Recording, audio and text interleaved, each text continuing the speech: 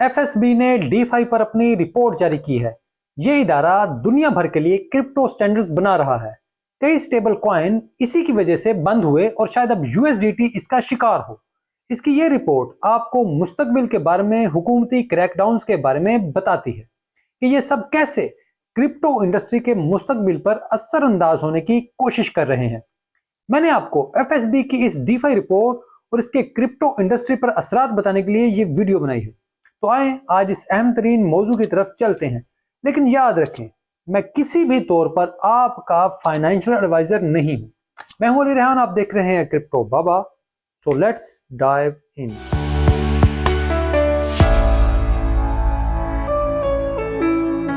Financial stability board या FSB, इसका नाम ही वाज़े है, ये दुनिया में फाइनेंशियल स्टेबिलिटी को यकीनी बनाने का काम करता है। FSB को 2009 में G20 मुमालिक ने बनाया था। ये 2008 के फाइनेंशियल क्राइसिस के जवाब में बनाई गई थी ताकि दोबारा किसी ऐसे क्राइसिस को वक्त से पहले रोका जा सके। इसकी फंडिंग BIS करता है।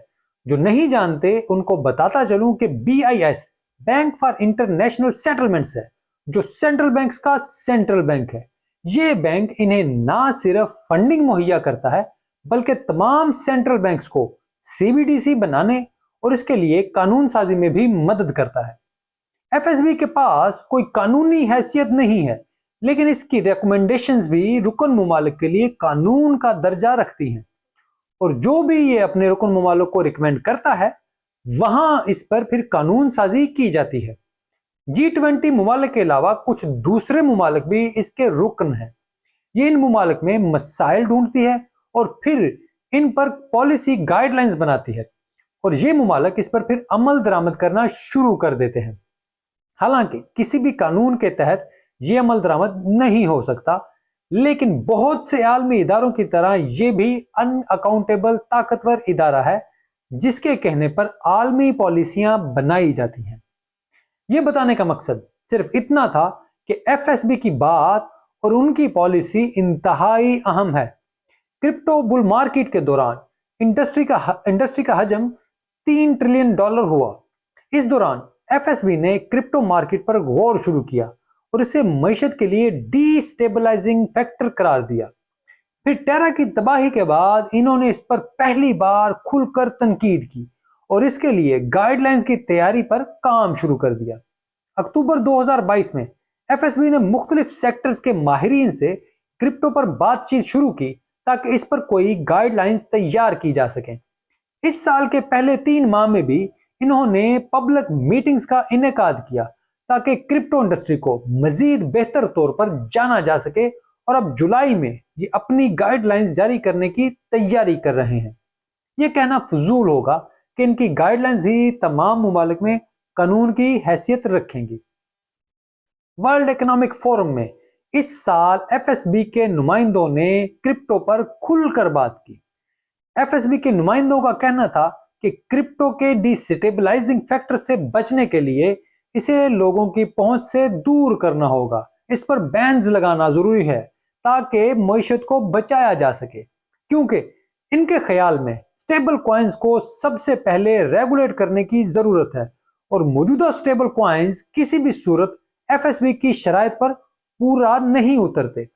अब आपको समझ आ रही होगी कि अमेरिका और दूसरे मुमालिक में स्टेबल कॉइन्स पर पाबंदियां क्यों लग रही हैं, और इस बात को जहन नशीन रखें। तो अब हम FSB की DeFi पर मौजूदा रिपोर्ट को भी देख लेते हैं।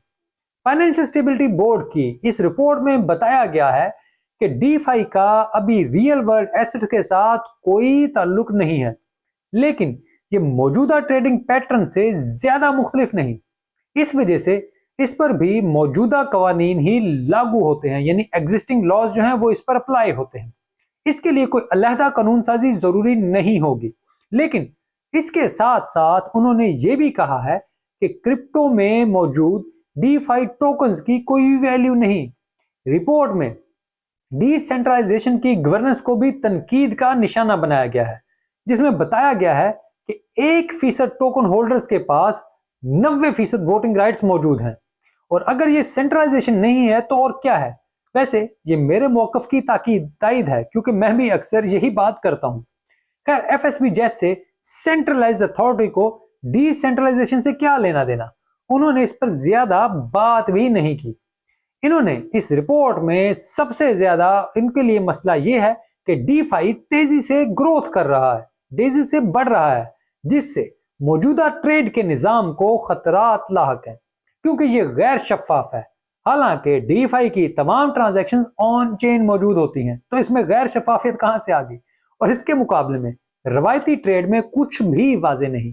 खैर, रिपोर्ट में कहा गया है कि वो डीफाई के लिए रेगुलेशन बना रहे हैं ताकि रेगुलर ट्रेड का डीफाई से ताल्लुक इंतहाई महदूद हो, बहुत लिमिटेड हो, यानी आम वर्ल्ड एसेट्स डीफाई से दूर रहें।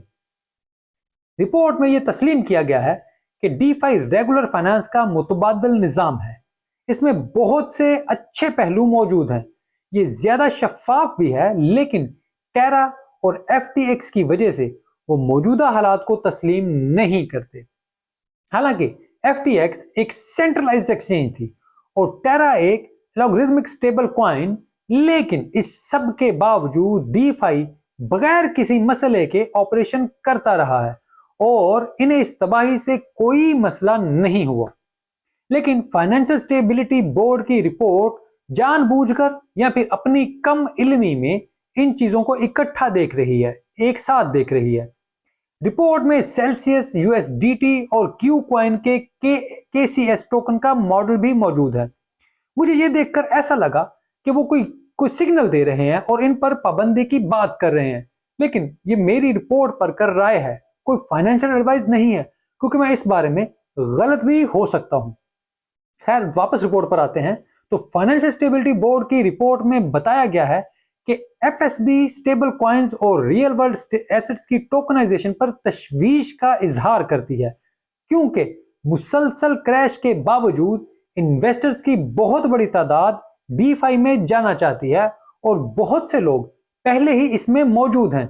लेकिन जैसे जैसे एफएसबी के कहने पर क्रैकडाउन होंगे, लोगों का इसमें इंटरेस्ट कम होगा। रिपोर्ट के मुताबिक अभी रिटेल इन्वेस्टर्स रवायती मार्केट्स में ही इन्वेस्ट कर रहा है, लेकिन अगर सूरत हाल ऐसी ही रही तो शायद ज्यादा दूर की बात नहीं कि लोग क्रिप्टो मार्केट में ज्यादा से ज्यादा इन्वेस्टमेंट शुरू कर देंगे, क्योंकि यह रुझान तेजी से बढ़ रहा है, जिससे रवायती मार्केट्स ज्यादा तेजी से तबाह हो जाएंगी। रिपोर्ट में डिसेंट्रलाइज्ड स्टेबल कॉइन्स को भी टारगेट करने की बात की गई है, जिसमें डाई का नाम सरे फहरिस्त है।